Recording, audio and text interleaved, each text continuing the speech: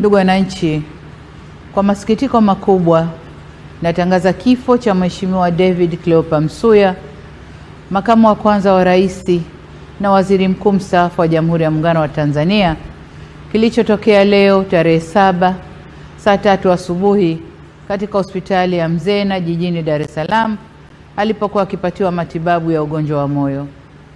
Hayati Cleopa David Msuya ameugua kwa muda mrefu na amekuwa akipatiwa matibabu ndani na nje ya nchi, ikiwemo katika hospitali ya moyo ya Jakaya Kikwete, hospitali ya Mzena na kule jijini London nchini Uingereza.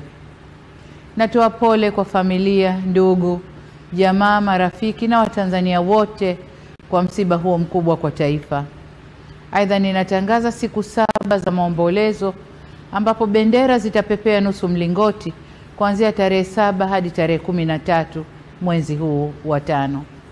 Taarifa zaidi kuhusu msiba huu zitaendelea kutolewa na serikali. Poleni sana Watanzania.